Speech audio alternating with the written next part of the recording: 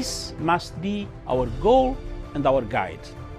And all that we strive for as a human family, dignity and hope, progress and prosperity, depends on peace. But peace depends on us.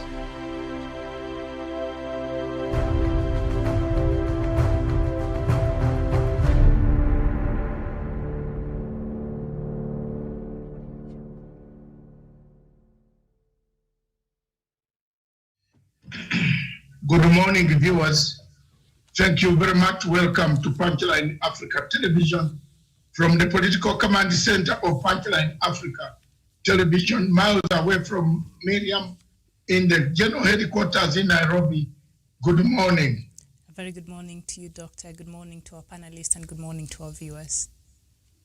Thank you very much. Welcome all panelists on the show this morning, The People's Court. In the People's Court, we want to look at the major developmental projects or major strides in the development done by President, economic milestones that are done by President Uhuru Kenyatta.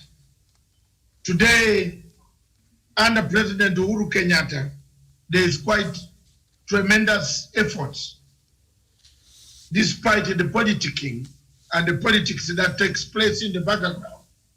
Several developments have taken place. As you might see across the country, new roads are being built, new buildings are coming up, new institutions are being made, are being modified, schools are being built, railway is being renovated, infrastructure is moving, electricity has arrived almost everywhere in this corner of this country called Kenya.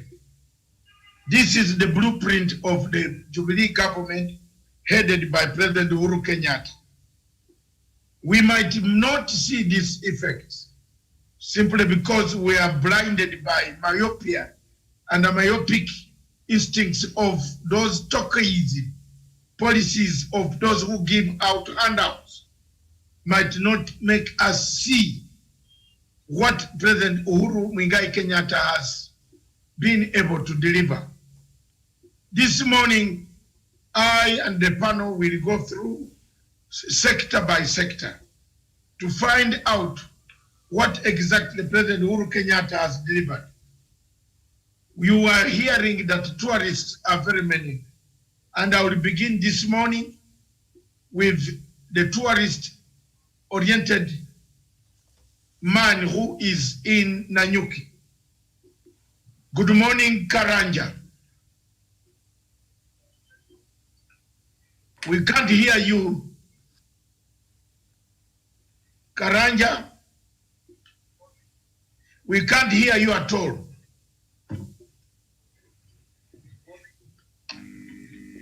We are not hearing you.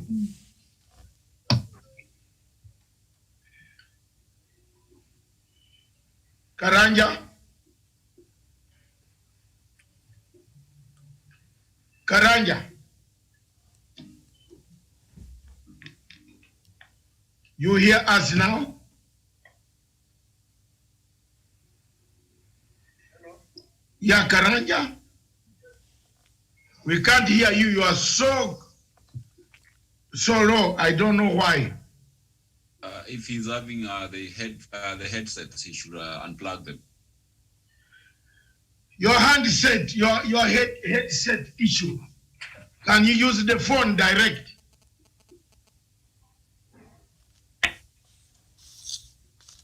Yes, as we wait for Karanja.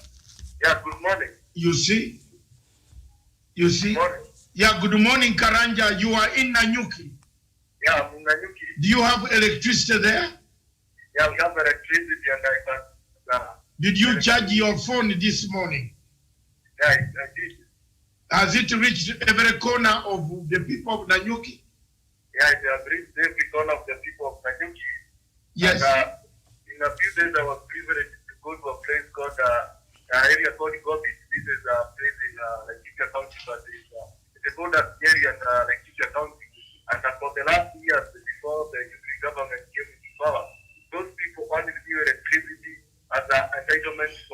people who are in town.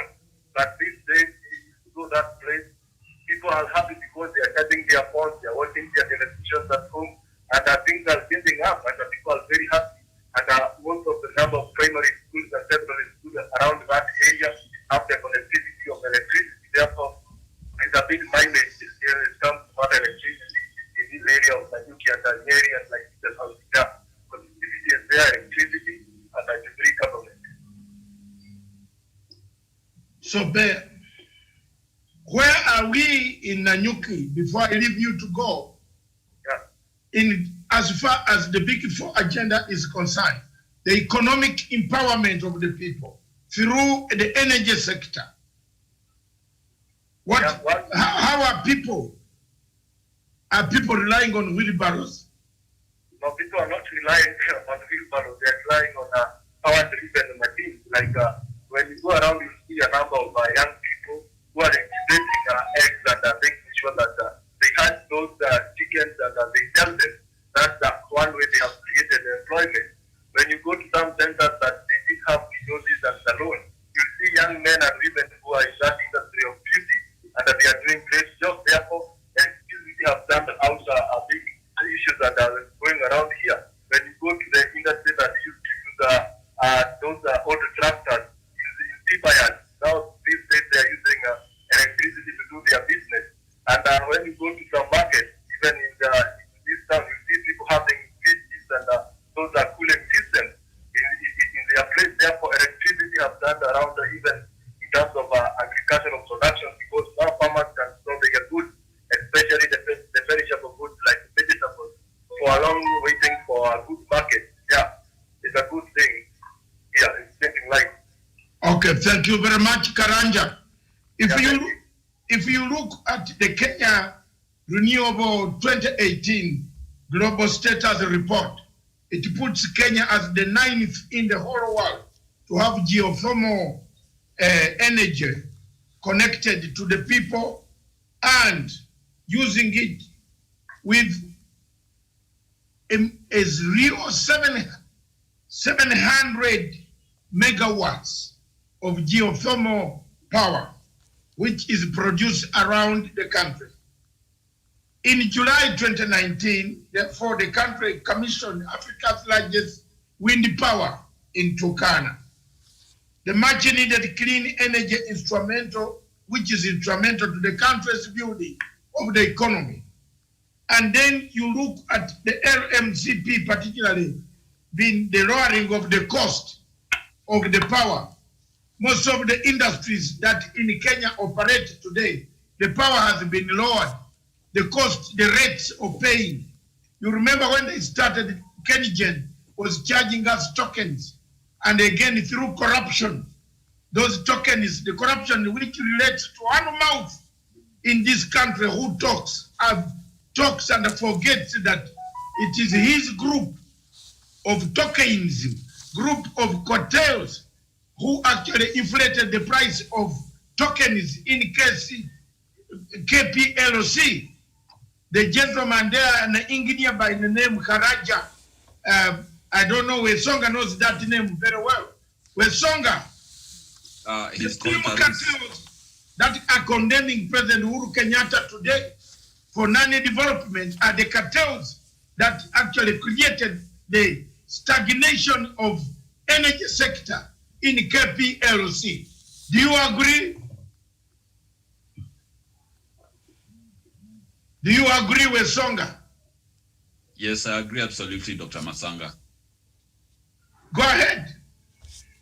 Yes, and maybe perhaps now being that over the weekend I was in the Lake region of Kisumu, I would really like just to bring to our viewers whatever things that are happening there. A few years ago, Dr. Masanga, if you went to Kisumu, you'll have noticed that around the lake, at the region where we have the Kisumu port, we used to have there the land which belonged to the Port and the Railway Corporation of Kenya, which had been grabbed, and various developers were using it for hotel industry. Others were using it for as stores for warehouses for various commodities, and others even for repairing of motor vehicles and other machineries. But when I went there over the weekend, I found that all the area had been demarcated and all the illegal occupants had been moved out of sight, and a lot is going in there. There's a robust construction of a Marine Institute Training College, which is ongoing right now at the Kisumu port. We also have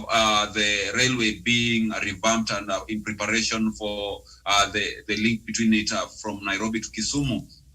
And also, when you look on the other side of town, we have the Lake Region Economic Board, which has put up a very, very big mall along the Kisumu-Kakamega highway. So a lot of activities are happening, not here in Nairobi only, but across the country. And also, for those ones who haven't been able to maybe walk around the country, when you look at the road infrastructure from Kisumu all the way to Nairobi, it has really improved. And you will find that the problem that we used to have along Eldoret Nakuru Highway at Salga and Sachangwan, the road has been really been expanded. It's now we are coming to the Songa. Yes. We are coming to the road, to infrastructure. Yes. Finish with power. The power in Yes. Kisumu. I saw your BMW parked somewhere. Your BMW was parked somewhere inside Kisumu.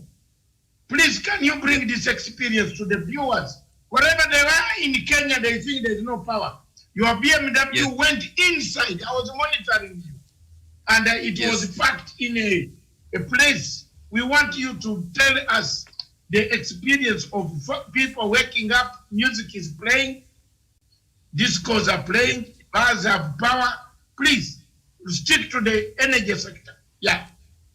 Dr. Matsanga, just like Karanja says that in Nanyuki there is a connectivity to the remotest village. Wherever I was when I took that picture, that was one of the villages in Kisumu, deep inside in the heart of the villages of Kisumu. And for those ones who have been in the village for the past 5 or 10 years, you would have noticed that most people used to take their phones to charge at the nearest shopping center, where we only used to have only 1 or 2 shops which are connected to electricity. But today, if you go to where I was yesterday, this is not the case, because we have at least every homestead connected not only to electricity, but also piped water. So I think it's a very, very big milestone when you compare to when things were, when maybe President Uhuru Kenyatta was taking the mantle of leadership of this country in 2013. And I have also been to Busia, my own village, and the electricity connectivity through the 1 mile project has really taken root. And you can find even in my own grandmother's house, we have electricity. That is something that even the people around the village never imagined that could happen. But today, by the courtesy of President Uhuru Kenyatta's agenda to connect every household to the with electricity through 1 mile project and the rural electrification projects, we have been able to be connected, and the people in the village are enjoying a lot of security, enjoying a lot of convenience when it comes to running their errands, and also just being able to access information from there wherever they are. And today, funnily enough, Dr. Matsanga, you can find even an old woman in the village using a smartphone, because they can be able to access electricity, charge it, and also get a good internet connection. So that is the situation how the situation was in Kisumu, and I believe most parts of the country are also experiencing the same rapid electric connectivity that is happening in the country. Thank you very much, Sean Wesonga, for that experience. Let me come to Miriam. What do you think is happening? What do you have? What data do you have? Doctor, just to add on the rural electrification project there that the Jubilee government brought in place in their first term there. I think my home is the beneficiary of that. I remember before that you were using the solar so that you're able to generate heat and all that. But right now it was very easy for us and also very quite affordable. We paid very little, maybe quarter the price usually you would have paid for such a connection there. So I think this has gone a long way in making sure that our rural areas are now lit up, and especially the public schools there. You would see every public school I know in my village has electricity right now. That means children are able to study longer at school. Remember, a lot of these kids, when they went home, they didn't even have the money for paraffin to light up the lamps, and so they're able to study. And so because of that, right now they're able to stay in school longer, finish their homework, so when they get home they just go about their lives and they don't have to worry, or they can even come to school quite early in the morning and start their morning preps and all that. So that the rural electrification, and also that enabled the schools, the public schools, especially from the villages there, in the Kenyan villages there, they have really benefited from this, and that has encouraged enough learning time for the children there who otherwise were affected because of the levels of poverty in those sectors. And also the electrification, I think it has gone ahead to support President Uhuru Kenyatta's vision of having a 24-hour economy, because initially it was just centered in the urban areas, but now we see even down there in the villages, in places nobody thought electricity could go, we see small entrepreneurs coming up, and this has been enabled by the accessibility of electricity. So I think this will go a long way in supporting the 24-hour economy that President Uhuru Kenyatta there had envisioned. And also, just to add on that, I think the price for electricity is quite reasonable right now. I'm enjoying it. I'm not complaining. So I think that also has eased up the burden on Kenyans. Thank you very much, Miriam, for that experience from solar power to real power. The power that comes through the connectivity. Remember that MCP connectivity programs. The last mile in the village, the last mile in the Kotido, the last mile in Turkana, the last mile in Lodwar, the last mile in Nyamira. Let's come to Nyamira, man. The man himself is here. Professor Nyari, I believe your house in Nyamira has power now. Thank you, Dr. Masanga. The best thing which happened in this country was the NARC government, which was being spearheaded by Mwai Kibaki. There came the Grand Coalition government, and they laid a foundation, which President Uhuru Kenyatta took over from there. And in fact, we have had tremendous development in the country under the leadership of President Uhuru Kenyatta. And when, to be precise, when it comes to energy, to electricity in my area, in fact, since independence, it was until last year when I was able to drop electricity into my house and to the neighbors and even to the surroundings. What do I want to say? And because of that energy, Dr. Masanga, we have had so many startups, small startups coming in. The Chuakari sector, farmers are able to be able to store the perishable products. Like now, someone can milk their cows in the evening, and they can be able to put milk in the refrigerator to sell in the morning, which was not there before. So in the nutshell, Dr. Masanga, is that President Uhuru Kenyatta was a good and a great successor for President Mwai Kibaki, because he has walked the steps, he has midwifed everything when it comes to energy and even water. And in fact, watch this, Dr. Masanga, he came, that's what the media was said, that there is no primary school in this country which does not have electricity. You know, he came up with the laptops project, and you know, with laptops, though, it needed energy. So he had to focus on that one. On energy, I give him 100%. Thank you very much. let's come to on the energy line of last connectivity program of the government. Almost 3.5 million families, businesses have been empowered. That is a very big land, for, you know, almost most of the villages, and the program phase 1, phase 2, phase 3 is going on. That is something that we should think about. That is what some people today are not seeing. That is what some people like the Deputy President is not introducing along with his wheelbarrow. To say, as I give you this wheelbarrow, also go and switch on a fridge. Okay, go and switch on a radio. You can't give a wheelbarrow. A man doesn't know whether the government is crying of tax or it is dry or not there. The wheelbarrows take us to Congo forest where pygmies don't even know whether they exist, whether Mabuti is dead or not. So let me come to Karen Josephs. Yes, the economic development, empowerment of the Jubilee Party and the Big Four don't speak about infrastructure, because we are coming next to infrastructure. What is it in your house where you are in Malindi at the ocean? Do you enjoy that last connectivity program? Yes, Karen. Doctor, thank you very much.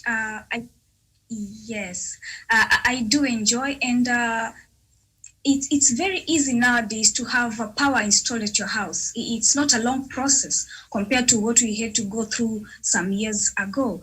On the energy sector, apart from the power, the issue of the power we're talking about, the president was on a tour at the coast, Mombasa, I think 10 days ago. And on the energy sector, he visited, he toured on some areas where some projects are ongoing. Now we have a new Kipevu oil terminal, which is going to cost about 40 billion, and it's already under construction. Now the Kipevu oil terminal is a 200,000 DWT capacity facility, and it's capable of handling import and exports of all petroleum products.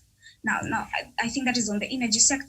And the oil jetty has a dedicated high volume of liquefied petroleum gas, that's LPG channel, which is expected to enhance supply of cooking gas in Kenya and the rest of the region. Now, this will help a lot in the years to come when this whole project is done, because we will have to purchase cooking gas at a very affordable price. I think everybody will be able to afford it. So that's on the energy sector, Dr. Thank you very much. So you are comfortable with the energy. No power cuts, no switch off, whether you are cooking, whether you are dancing, whether you are enjoying with your family, the power goes on. You see them so originally. Karen. Yes, we do not have power cuts, Doctor. We do not have power cuts here. And that's why I'm actually live here, even in the afternoon. So we were enjoying the supply of power, the stability of. I like the way you summarize it. That is why I'm live here, even in the afternoon. It is today. Unfortunately, there is no. Doctor, I'm curious about the afternoon. The afternoon part. I'm curious. Infrastructure. Mm-hmm. But before we do, I want some, because of power again. I want some, the production team. One of my few people, journalists, who used to work for Punchline Africa TV, whom I molded and whom I've seen for a long time, by the name Gerard Ole Buchu. I told him, start small, build brick by brick. Look at the project that Gerard Guchu, which I would like to Jubilee Party and the President Uhuru Kenyatta to look at as a sample. a member of my Uhuru Vote Hunters group. I think Wesonga, you remember him. Look at what he has done. Look at those. That is what I'm encouraging. And I want people from President Uhuru Kenyatta's team to help this young man in his place. This is what he has done. I encouraged him not to cry. He's a very reserved journalist. I took him to Zimbabwe to do quite a lot of work in Zimbabwe. But I told him, he has called me this morning, he said, your advice, uncle, worked. I want the Jubilee Party from the president's office to look at such people, to give them empowerment, to empower them, especially President Uhuru Kenyatta, to see the project that you see here. That is a project, one of the developmental projects that we have been seeing time and time and time and time again. Thank you very much, Guchu. You were my journalist. I trained you very well. You stood up. You had my advice. Professor, if you see somebody doing something like this, he has now got an order from Choice. In January, this gentleman is going to be smiling. All the way to the bank. Yes. So we want the government to increase people, not to keep us wheelbarrow only, but such how many people are going to be employed in Choice because of the continued supply of the material needed products to be made. Miriam and Professor Karen and Guchu is here. Wesonga is an example. And my friend Karanja has an example of excellence. What is your comment? Brief comment, Professor. Yeah, in fact, Dr. Masanga, I've said anything which we do to the young people, we must be able to empower them in the real world. And we should not take advantage of them so that we find them down there and then we want them to have wheelbarrows, have mokokoten, so that they remain there. And let me tell you, Dr. Masanga, and that's what I always say wherever I have the opportunity to address people. The 21st century, Dr. Masanga, is to empower young people and is to encourage them to do innovation in whichever field, agriculture, in business. They must be very innovative because the time for us to keep on saying that, oh, the government's to do this, the Sams to do this. What can you come up? Can you come up with an innovation which you will be supported to take off so that you can be able to create jobs for yourselves and create for your. He was able to pick that young man. And he came to State House, he was able to be empowered, and I hope he's doing very well. See about the young men who have come with innovation of making even beds, hospital beds. The president has encouraged them. And in fact, has even asked the government to buy those beds from these young people. Buy Kenya, build Kenya, buy Kenya, build Kenya is a perfect example on that. So whichever, anything small that the young people are involved, Dr. Masanga, let us try to help them. Let us not try to make a choke from them. Let them not try to, words have got meanings, Dr. Masanga. What you say is what you become. If you say you want to be an asshole, you want to be a thief, you want to be a male prostitute, you want to be a trickster, you want to be a fraudster, that is what you become. So on that, Dr. Masanga, thank you. And that's why we are supposed to be mentors of the young people. The young people should be able to copy from us. I'm happy that from your day interaction with the young people, you can see Karen, you can see Karanja, you can see Wesonga. This is the kind of mentorship we are trying to make them, not to buy wheelbarrows. Tomorrow, when we have exceeded the stage, who are going to take over? Daniel, Karen, Jevan, Karanja are going to take over. So on that one, Dr. Masanga, I am happy with that, and I hope that the government should be supporting these people who are having this kind of innovation. And we have seen the president leading by example. Let me tell you, with confidence, Karen there will grow. Hallelujah, Karen. Amen. With confidence. Amen. Amen. Miriam there has grown.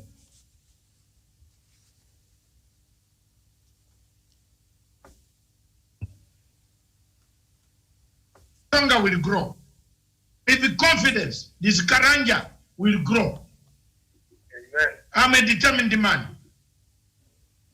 3 years ago, when I saw Miriam, 2 years ago, I did not ask too many things. I looked at her, the face, the presentation, the way she spoke to me, one English word. That's all in my office. I swear in the name of God, she's there. She's a shining example. I've not empowered her by a wheelbarrow. I've empowered her by being harsh. I am harsh, I teach, and if you don't listen, I tell you. And the one thing with Dr. Matsanga, I don't get annoyed. If you are looking for Matsanga to be annoyed over something, never. I will even laugh with you for the following 5 minutes. And that is what has kept us. Look, Miriam is here, is empowered. She's empowering other people. Tomorrow she will empower other people. Esonga is empowering other people. Karen Joseph will empower, apart from being a teacher. She could now turn to journalism full scale and reporting, because she summarizes her points, cuts, cap, finish. That is empowerment. Guchu is a man, when you tell him to do something, he knows it. He said, how do I survive? I said, the cameras alone cannot help you. Cameras are not the basis. Cameras can send you to Harare. I'm the first person who took some people to Harare out of this country. They had never been there. They couldn't believe to stay in Harare for 3 months over my bill. It's very serious. So empowerment is very, very important. Don't empower people by retarding their brains. Yes, don't retard them. How do you give them kokoteni? How will the youth? So he grows to say, push the wheelbarrow to put in tomatoes, and that is the end. Empower them by building new schools. Let the president build new schools. Empower the desks. Empower the typewriters. Give them. Don't look at the youth who are singing music and praising you. Oh, hallelujah. Asante sana mutukufu.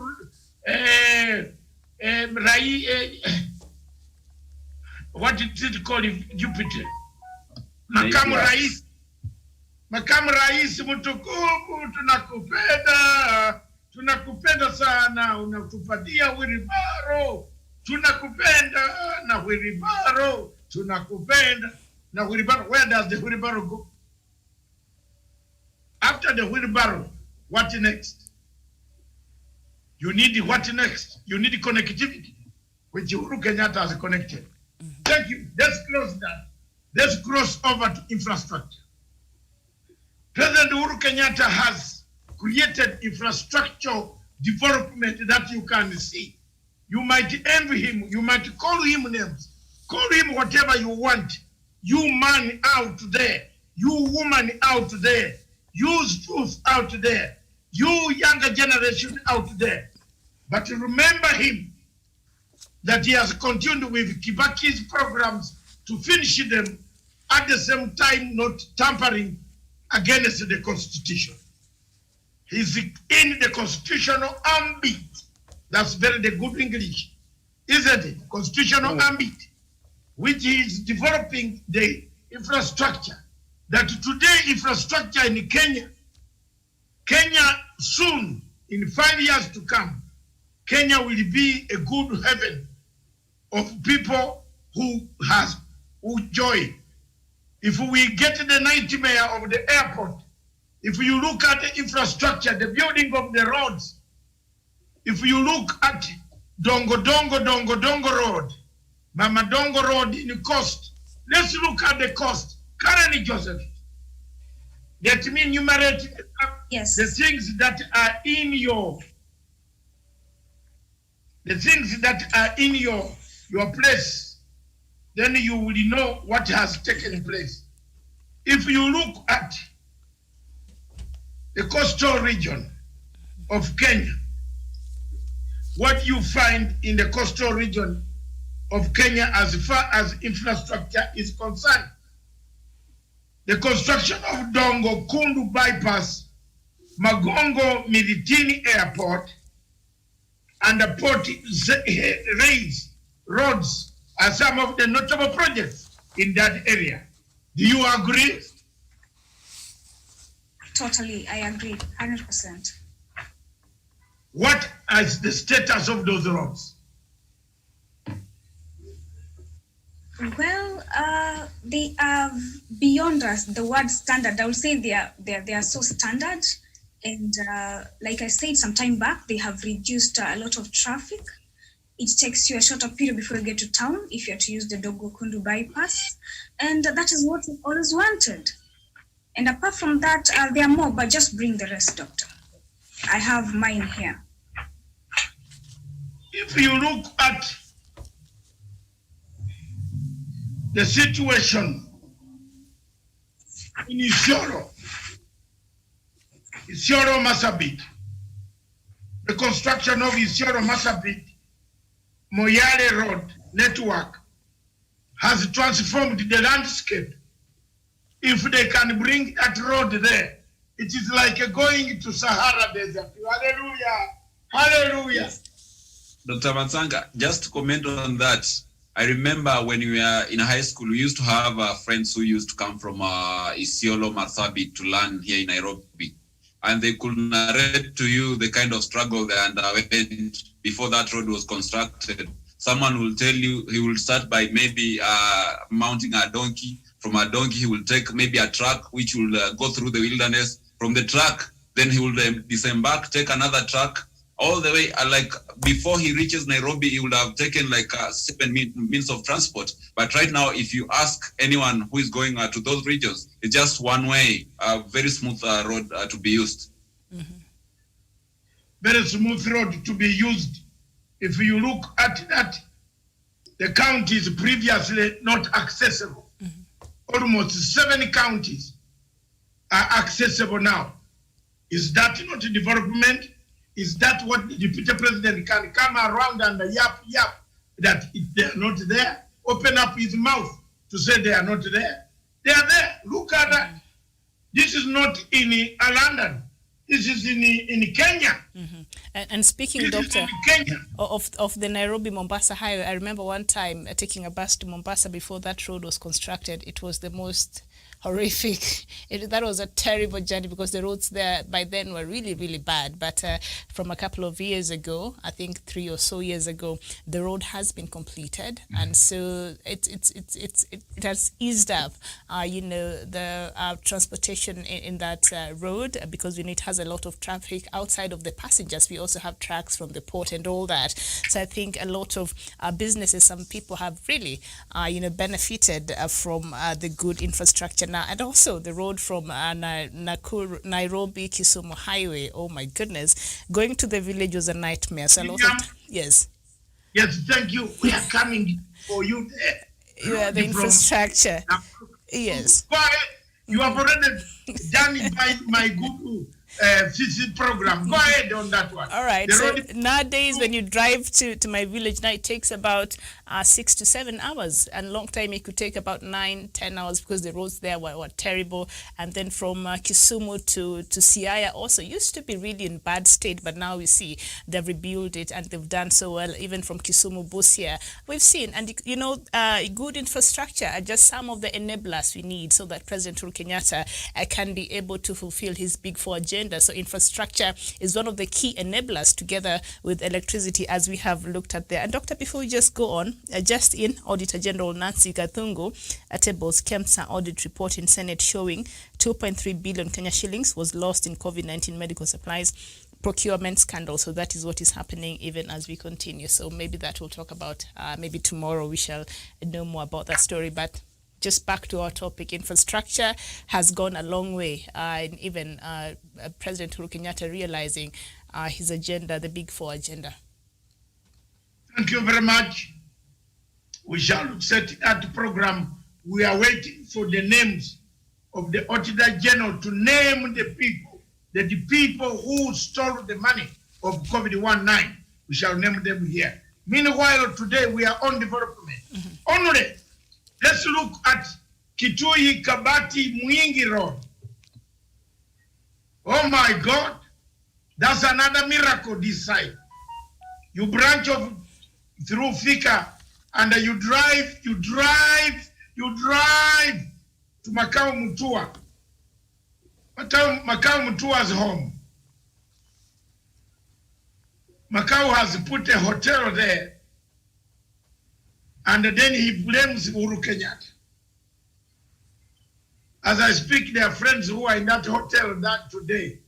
They are those sites in Mwingi. I call one of them. Wesonga knows one of our friends who is around there doing projects. He said he's sleeping in Macau towards George Soros' money. So, but I asked him about the condition of the road. You could find that it's very easy to drive towards Mwingi, which was Kalonzo's place, which was very difficult to go through. I remember, Miriam, I also agree. Mombasa, I went there when Mombasa had 40 hours. I drove, I said, no, I better come back home. I wanted to turn back. Then I looked at the distance and covered. I said, let me hit, and I hit. So it is, Mombasa is like a carpet. The only thing you must break is Wesonga, and I tell you, I know you very well. By the time I wake up in the morning, you'll be in Malindi. And I'm aware. I have been told all the tactics that you have used to arrive in Malindi. But it's okay, I just warn you about the father. So it is very important. At times, I want to make you very secure. But when you are driving on that road, please, Wesonga, take care of the brakes. Because at times you can accelerate and forget. A good driver should always from minute to minute. And when I was training how to drive, I did not go to a driving school. But I want to give you a clue, especially you younger men, when you put in this new music and there is a new brown baby here, lawyer, or what, you jump. But in the room where you are going, where Songa is waiting for you. The hotel you have booked is waiting for you. I want you to go at 40 kilometers per hour. The hotel is waiting for you. The baby next door to you is waiting for you. We need you for the future. And you arrive safely. Why are you running away as if you are driving to show what? You lose even the food you have arranged. So I'm giving advice, Karanja, Karen, all of you, Wesonga. Take slow speed. Mambo, Inchi, the world does not end. The the world is a mirage. When you are driving that car, remember that one. It's a mirage. It doesn't end. Okay, you have booked your accommodation. They have confirmed it is there. And they will even prepare 2 glasses of cold drink to remove you from the heat. You with your chana, chana. In Uganda we call it chana, the baby. You will arrive very well. In avoidance of names, don't mention names, because people these days Google names and find out who you are. So President Uhuru Kenyatta has improved the lives of us who drive up to Mombasa to go and enjoy, who drive up to Mwingi to go and enjoy. That is infrastructure development. You cannot hate him for that. Doctor, and just to add on the infrastructure, also we cannot fail to mention the rehabilitation of the Nairobi-Kisumu railways, because also it's very important. Growing up, we used to use that trailer to the train going to the village, and we used to enjoy it, but that has stopped for the last couple of years. So the rehabilitation will mean a lot in terms of business, will mean a lot in terms of passengers, traveling and just having that experience. I think you can't even compare that with just doing the road there. So I think that is also important. And also the Nairobi-Nanyuki, railway there has been rehabilitated. And on top of that, the Kenyan ports, you've seen President Uhuru Kenyatta just showing up in Kisumu the other day. We were talking about it, to just monitor how the progress of the rehabilitation of the Kisumu port has been going. And, nowadays, if I need to go to the village and I need a quick, to get there quick and come back, I'll take a flight. And our Kisumu airport is just fantastic. So that has gone a long way also to open up that region to business, and also a lot of other things that have come with the improved infrastructure in that area. Thank you very much, Miriam. On the question of Kisumu airport, it is helping Ugandan businessmen. And soon we must upgrade it to an international airport where flights land without coming to Nairobi, such that it is easier to go to eastern Uganda than to go to Entebbe. Through Entebbe, it's easier to go through Kisumu. Then you drive across to Busia, you are in Tororo, and you are gone. So most of the people in Uganda are using Kisumu as their touch point. When you look at the infrastructure, the pipe, the water, across the bridge in Jinja, our oil is no longer moving by tankers. The rail takes up to Kisumu, and from Kisumu to Jinja. We are benefiting quite a lot, and that is the miracle of President Uhuru Muigai Kenyatta. Another thing is the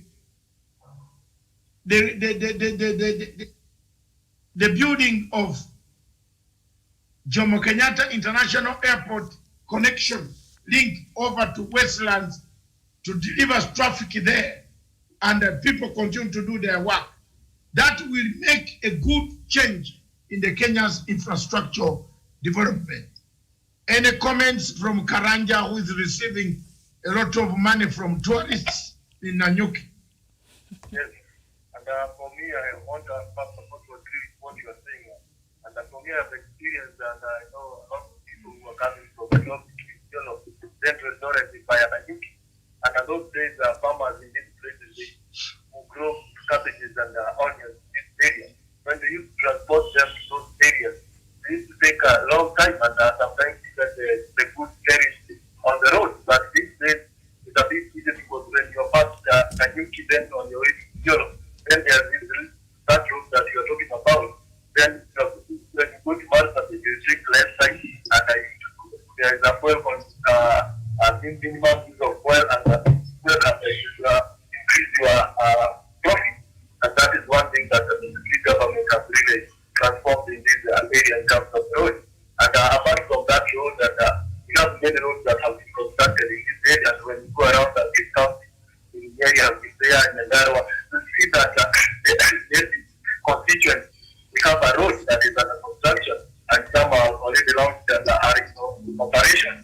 therefore it's a challenge even those people who are using wheelbarrows and boda. They are giving them, but they don't know where to use them on. Therefore, they should also be telling them when to get this boda usage on the roads that was constructed by the government. Yeah, and in terms of railways, as I was saying before, it's a game changer here. And another day I saw the governor of Laikipia County, together with the governor of Nyeri, they were here in the conference, and they were telling people, they were sensitizing the public on the importance of domestic tourism and what are the railways, because they are doing that advertisement.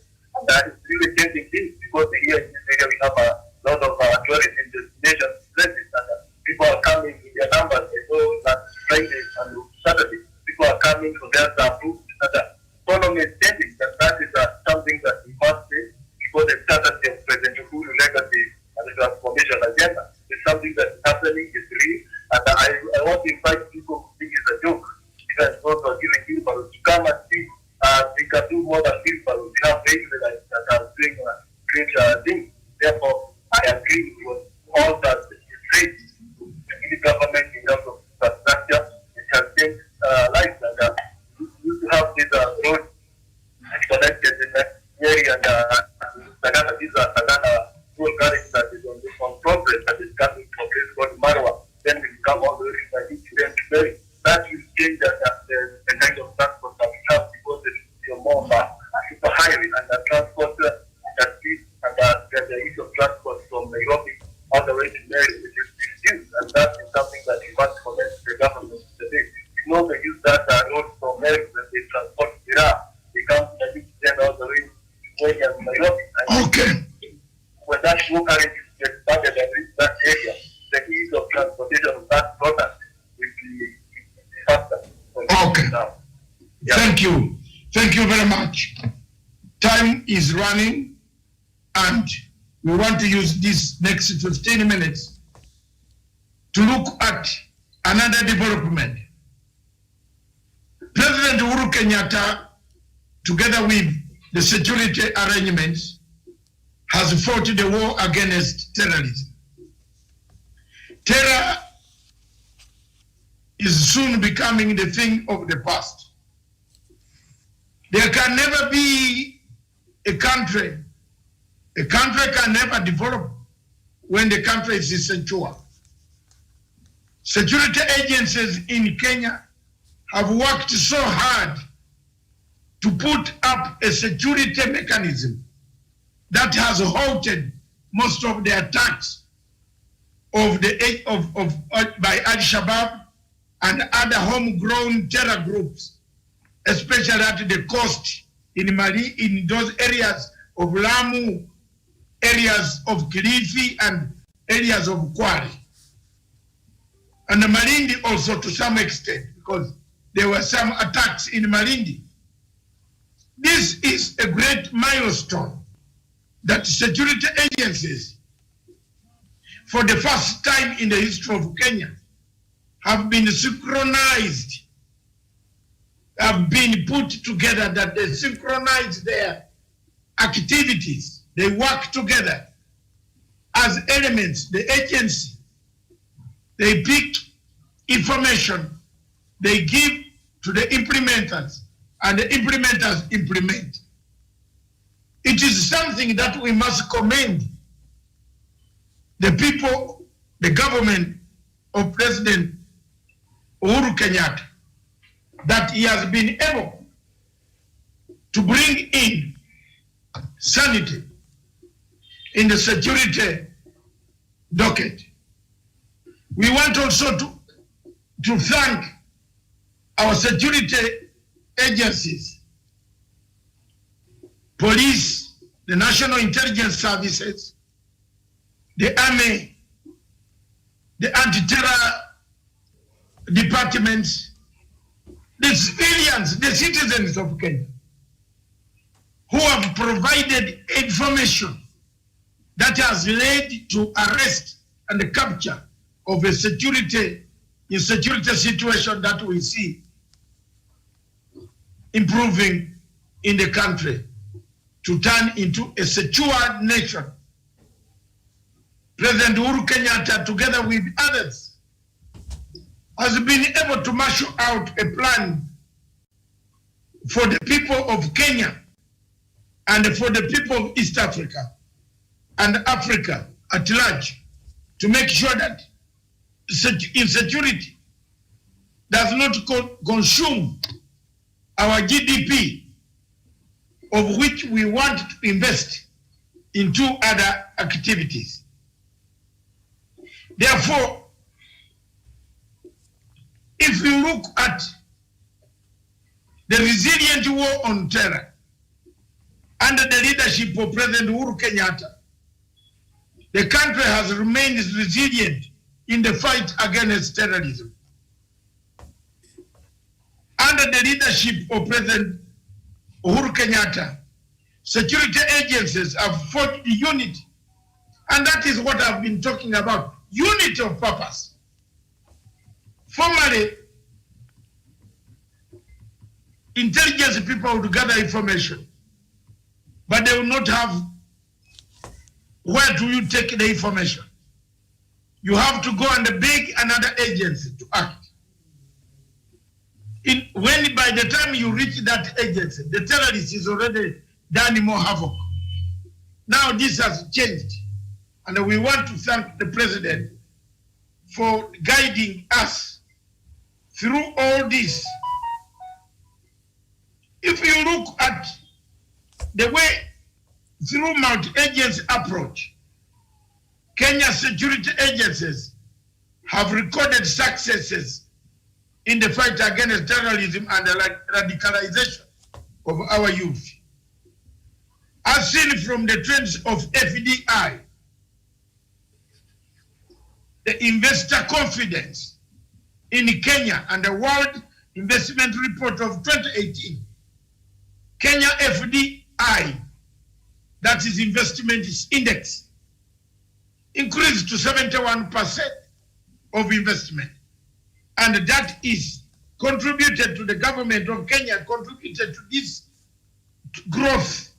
Tax incentives, which are introduced by the Jubilee government, have brought in many investors, MTN, NASPAS, and you see all this from South Africa wanting to come to invest in Kenya.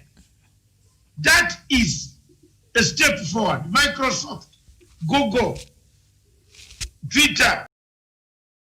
We must be very happy people about this.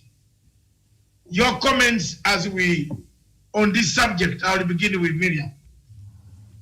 All right, Doctor, a lot of very important pointers there that you brought up that perhaps a lot of Kenyans do not know that has been happening, or the Jubilee government under President Uhuru Kenyatta has been able to achieve. And also something that you mentioned there about the investment index increasing there. That means that investors, outside people who want to come into the country and inject some capital or start some business or just invest generally in the country, are confident. And that is brought about by the state of stability, one in a country, and also the level of security. And we've seen since the first bombing we experienced in 1998, I think Kenyans' lives never remained the same again after the 98 bombing.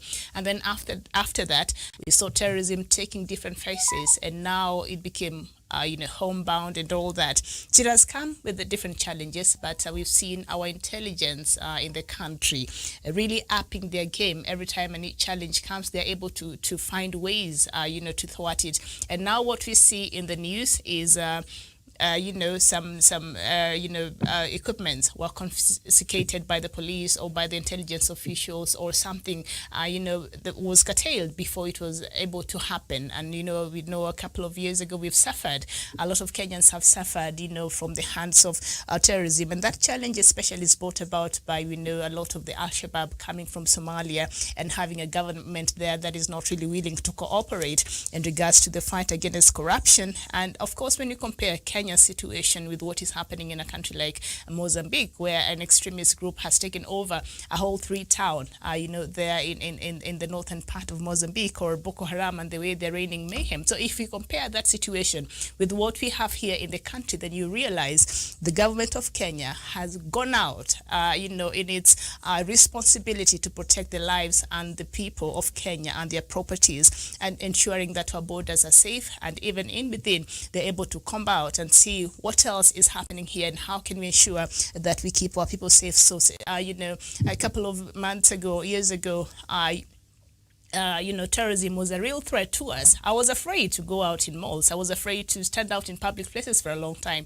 But now, right now, I'm able to walk in a supermarket, do my shopping, go home. I'm able to go by my life and not worry so much, because I know the operators in this country that are handling my security, I know they know what they're doing. So I have confidence in that as a Kenyan. So that is something that is quite commendable. There has been some challenges, but, the Kenyan security agencies have been equal to the task under President Uhuru Kenyatta, and we've seen them devise ways in how to curb and how to track intelligence and how to keep up, even when the faces of extremist groups keep changing. But also the Kenyan intelligence has been up to task, and something that you've pointed out, the partnership through these security agencies, they've been able to coordinate and come together and to work for the better good of the country. So I think that is commendable, and as a Kenyan, I think I can walk around in this country feeling very safe, not worrying, because I know the people who are in charge of my security, they know what they're doing. Thank you very much, Miriam. The people in charge of the security, indeed, they know what you are doing.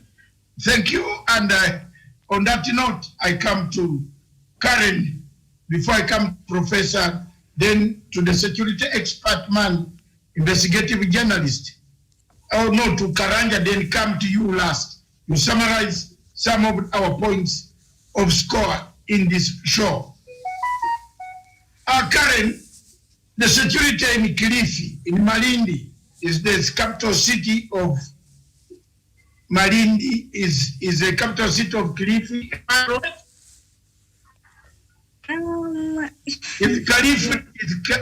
Kilifi County, a county. Malindi is a part of Kilifi, isn't it?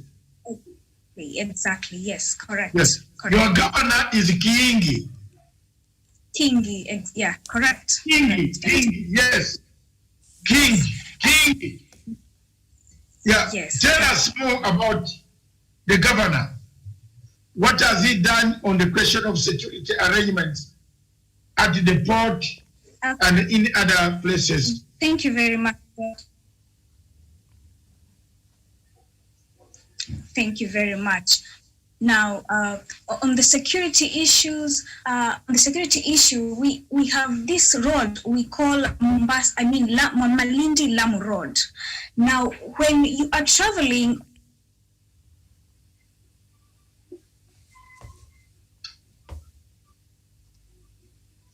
I think The network. there's a lot of disturbance from your phone. That angle where you place your phone of late is giving you a lot of, as the waves of the ocean come, it also goes with the waves of the ocean. We need to place on a mountaintop, Doctor. I think it won't be mountaintop.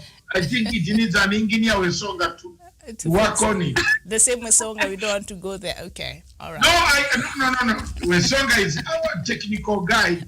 You can teach. You can teach her on Zoom. There is a view Sasa. You just gave him a virtual light. Teaching like now. Okay.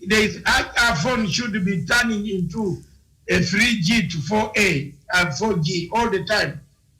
So we have to stabilize it. Can you get me now? Yes. Okay. I hope it doesn't. The soccer coming there, let it not do it again. Okay.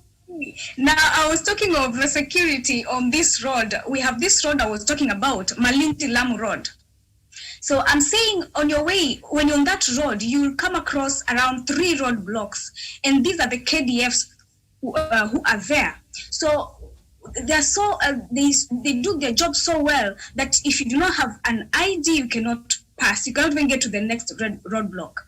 And they have to check your boot, check your bags. You know, open your suitcase. They have to go through each of the whatever it is that you're carrying. So it's that serious. If you do not have an ID, you will identify yourself. Where do you come from? So it's as serious as that. We are always, we always very careful, because in fact, at times they just appear from nowhere.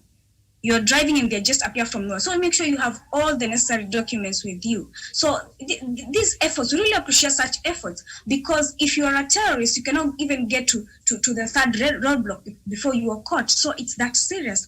And apart from the security issue you're talking about, Doctor, I forgot to talk about some things on the infrastructure. So I'll go through that very fast. We talked of the floating bridge some time back in Mombasa. And as we're talking right now, it's in the process. That's a very important update there, and the network is It's a very important update. Yes. We shall wait for you to come. Yes, so that Kenyans want to hear that. Mm-hmm. We want to hear that floating bridge. Mm-hmm. Okay, yeah, so I will take you through. Like I said before, the president was here, I think 10 days ago, if I'm not wrong, on the 19th of September. It was on a Saturday. And he visited Mombasa.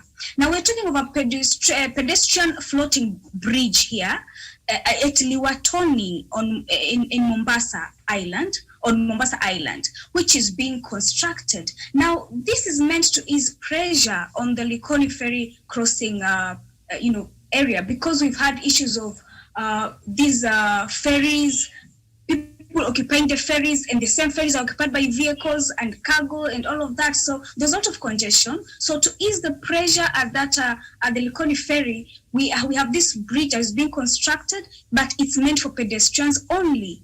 Now, with the vehicles, they will be in these. All right. Okay. Mm-hmm. We shall get you time to just Governor Joho to work with the national government, and also ensure that we have business stalls where the bridge comes to an end. Along somewhere there we have the business stalls, so traders can benefit. Why? Because obviously, because of this bridge, we'll have an increase in human traffic. So traders, once these business stalls are built there, then traders will make a lot of money. Their businesses will grow, and that will improve our economic system right now. So apart from even the crossing, the floating bridge that's meant for pedestrians, I hope you got that clearly. Mm-hmm. He visited Kenya Navy base at Mtongwe. Now, after you've just crossed the ferry, we have a place they call Mtongwe. Now, what's happening there on the infrastructural sector? They are developing, the military that is developing an ultra-modern slipway and shipyard. Now, that is on infrastructure. And our president was taken around on that tour by the commander of the Kenyan Navy, that's Major General Jimson Mutai. So that is what is happening. And apart from that, in Malindi, where I come from, we have a tourist attraction center we call Hell's Kitchen. Now, before, I think that was a few years ago, the road wasn't tarmacked. So you can imagine you just arrived from Malindi town and you need to visit Hell's Kitchen. The road was that bad. But right now it's on tarmac. It's just a smooth road. You wouldn't believe it. So once the tourist sector picks up, we're expecting more and more of tourists in that place. They call it Marafa, but it's in Malindi. So that was it, Miriam and Dr. Thank you very much, Absolutely. My dear sister from Malindi, for that upgrade. But another thing is the stadium in Nyayo, which we had forgotten. How can we forget that? This week, the president will officially open one of the World Athletics for trial for the first time after COVID-19. We are back on the track.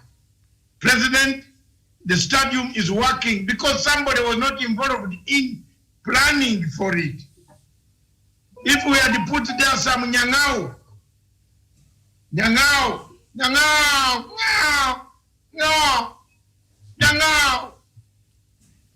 we would have a problem. Nyangao? Who is Nyangao? What is Nyangao in Swahili? I don't know these things. Wesonga, teach me a bit.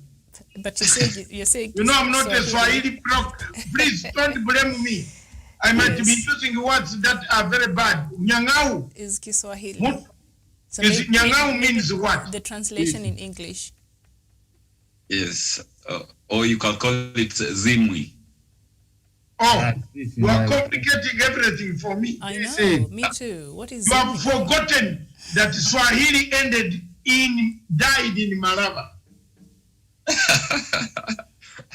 But So Nyang'au means what? Fisi, hyena.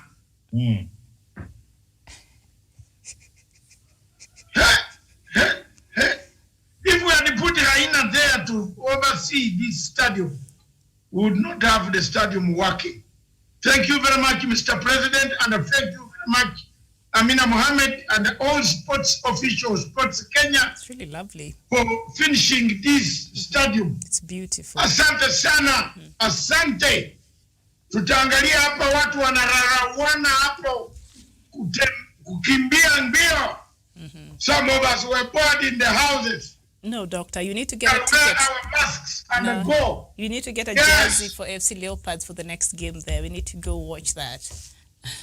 The AFC what? Leopards, a match there. We need to get a ticket for that the next time the matches start there. So that we can enjoy. So you are AFC. I'm just saying, I could get Bandari. I don't mind. No, you come my side. You be FC. All right, sawa. No problem. But it's such a beautiful track. You are well dressed in AFC blouse today. Exactly. Those are shimages. Yeah, let's go. All right. Welcome, Miriam. Welcome. Hakuna Nyang'au. Tutaki Nyang'au. Haina. Nataka kula kila kitu bwana. Aya. Shida gani hii kwa nchi? Nakula kila kitu. We can't get women, we can't get what, everything. Inakula. If you don't have cash, how will you use mkokoteni to seduce a lady? The ladies who want a Range Rover. Doctor, that stadium is beautiful. The upgrade is fantastic. I really want to go there. Yes. You just go to Malindi and tell Karen, nilikuja na mkokoteni kwa karibu hapo. Na wheelbarrow, nimekuja na rake. You might not even enter their compound. That already sounds like hard labor. I don't know. That's trying. That's so you can book mkokoteni from Malindi Airport. Since now this is supposed to transport passengers, it is also a job. Unakaa kwa mkokoteni unaenda kuona bibi mzuri namna hivi. Nani atakufungulia mlango?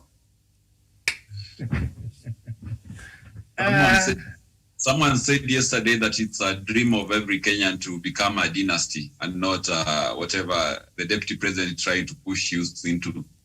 Yes, let's also allow these younger men to use tactics that the deputy president used to accumulate wealth. Give them free roll. Don't enslave them in this thing, and don't say Jubilee has not created a road. Then why are we creating the roads, super highways for mkokoteni?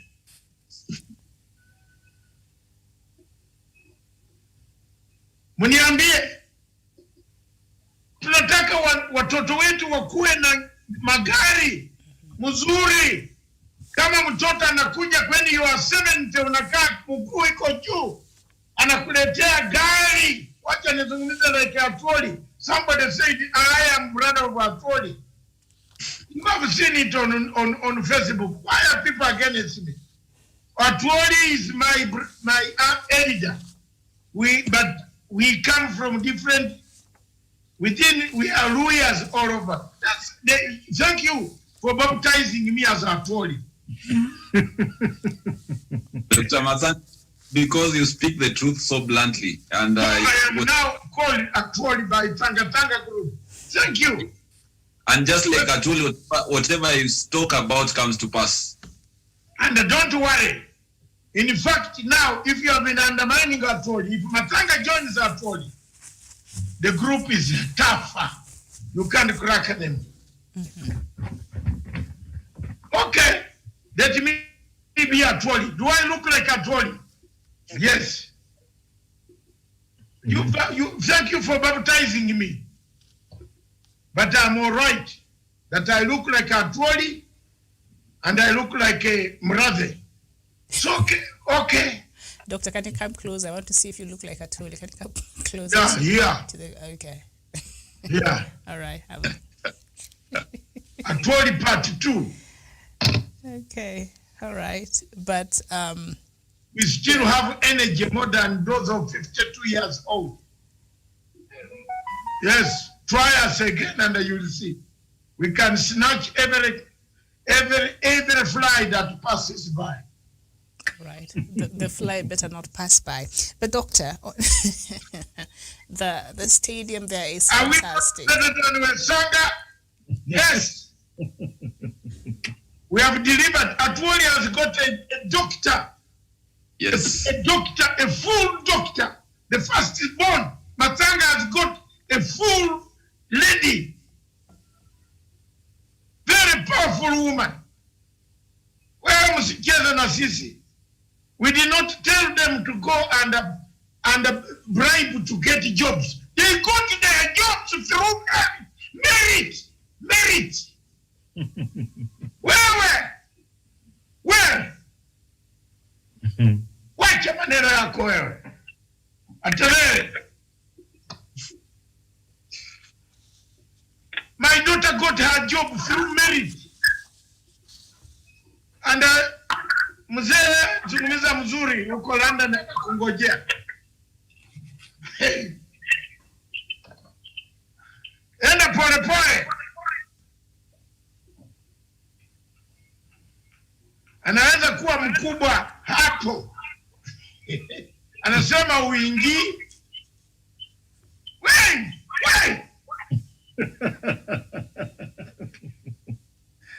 Don't say something on terrorism. Don't give children wheelbarrows. Give them education.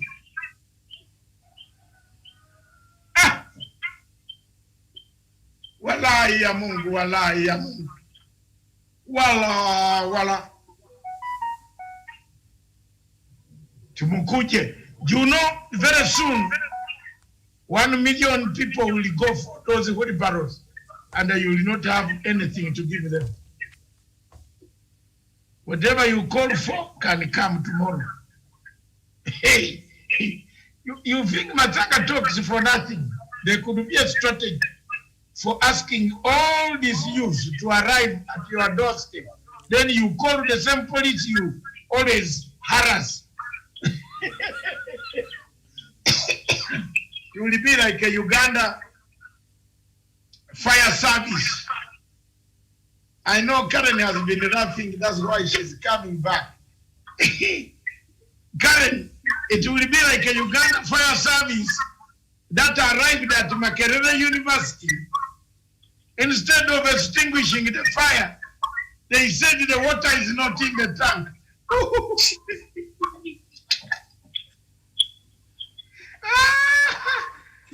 Yeah, this Africa is a very dangerous Africa, Jamin.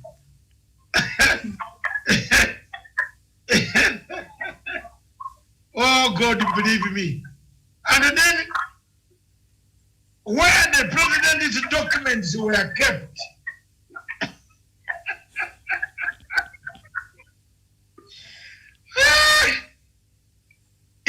I did East African Certificate of Education. President Museveni did the East African Certificate of Education in conjunction with Oxford University. Both of us, our documents are gone.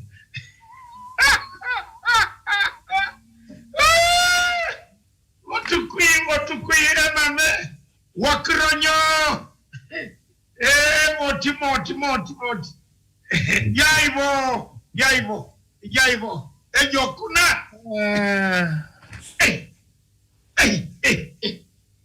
This world is not my home. I am just passing through. The angels open the door. Should I do? Oh Lord, no. I have no friend like you. Help me not to have a wheelbarrow. By my Lord, Judah. Doctor, you need a wheelbarrow. Thank you very much, Miriam. You need a wheelbarrow to help you out. 1 o'clock. Yeah. I've been here for 4 hours. Yes, and Professor is saying he's about to step out, Professor. Give me, but no, we're finishing. Professor is going, my last word. I've been here for 4 hours. There are 2 things that we have learned this morning on a serious note. 2 words, 2 key words have come out. Empowerment and equipment. Empowering a human being and equipping a human being, they might look as though they are the same, but they are very different.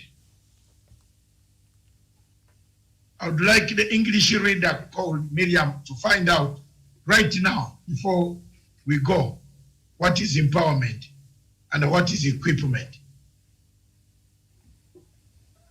To be equipped and to be empowered, they look the same, Mr. English Moving Dictionary. To be equipped and to be empowered, they look like they are the same. Are they the same? Okay, in loose terms, empowerment is something that sustains someone over a period of time going forward. But equipment, you might give someone something, but at the end of it, he might not even get something to do with it. So they just remain with it without any solution to whatever sustains them. But with empowerment, this is something that is going to take them through a lifetime. Empowered with knowledge. Equipped with knowledge. If you are empowered with knowledge and you are empowered with a wheelbarrow, what is the difference?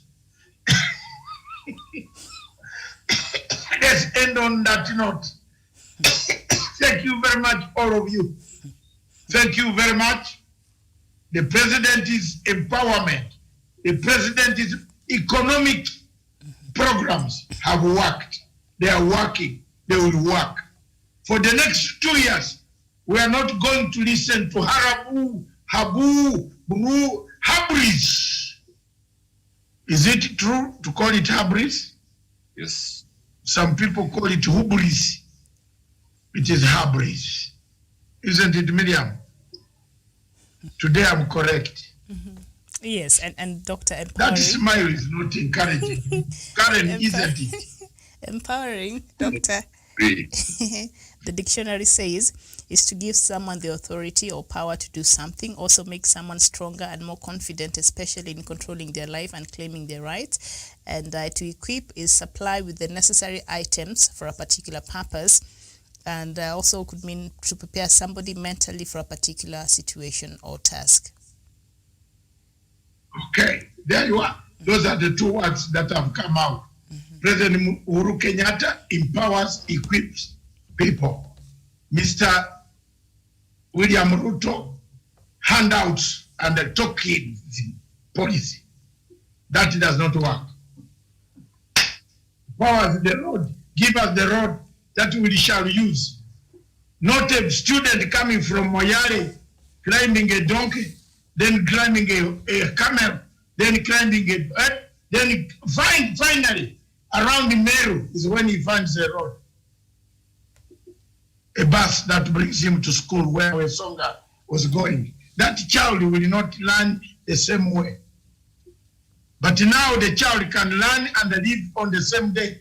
The following day will tell Wesonga, I've also arrived here. And I'm going with my dad to the farm to look at our cows, or our camels, or our goats. That's it. That's what we have been talking. Keep Uhuru flag shining.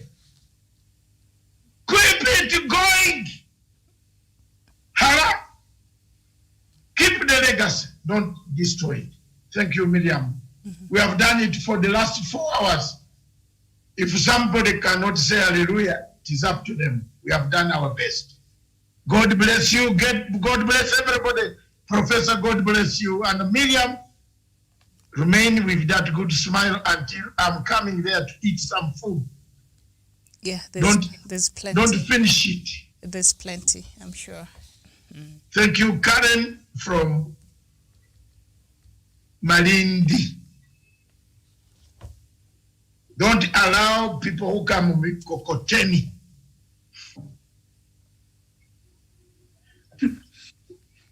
Allow Mkokoteni to be used for transporting bags, not human beings. Wesonga should show his true colors. Is he capable to handle a situation? That's what your daddy will ask the question. In Siaya, I lost.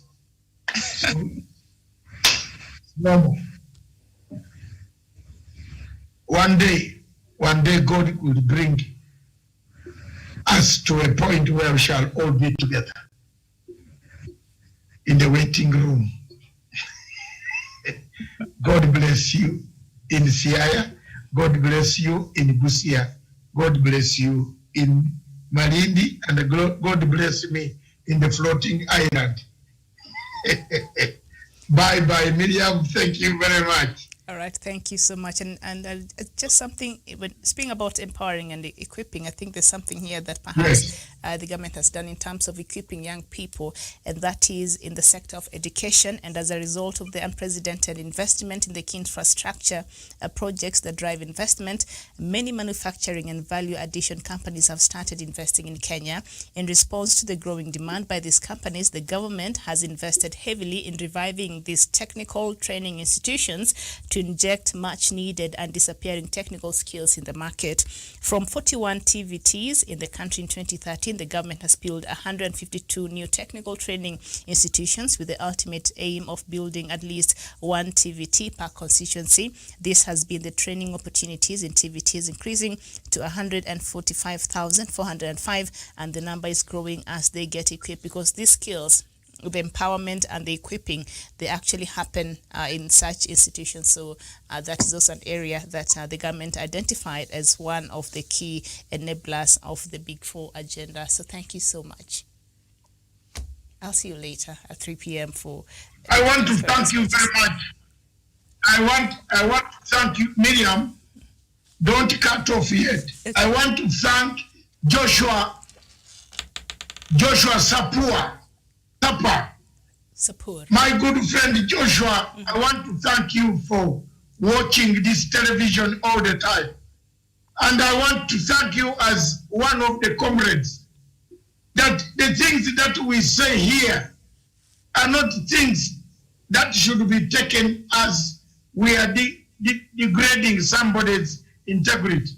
We are giving advice, Joshua. We are giving advice. Don't give people Mkokoteni and tell them you are doing very well. Give people education, equip them with technical schools that Miriam has said. Joshua, I want to encourage you to watch the television all the time. And I thank you every time I switch on this television, I find you. I'm very encouraged, despite the fact that you and I don't see eye to eye, because of one serious thing called the Jubilee debacle. Thank you very much, Joshua. Spread the gospel, and thank you very much. Continue making constructive statements. I'm happy with you forever as a friend, but we disagree on the wheelbarrow theory. All right. Bye-bye. And the Karanja, bye-bye.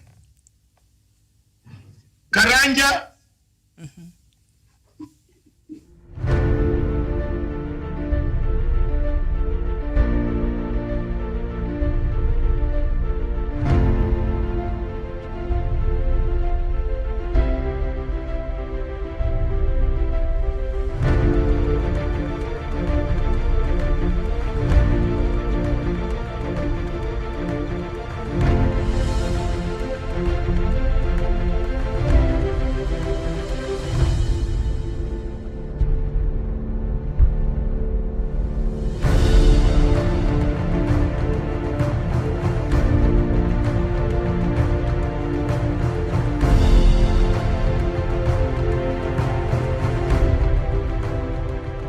peace must be our goal and our guide. And all that we strive for as a human family, dignity and hope, progress and prosperity, depends on peace. But peace depends on us.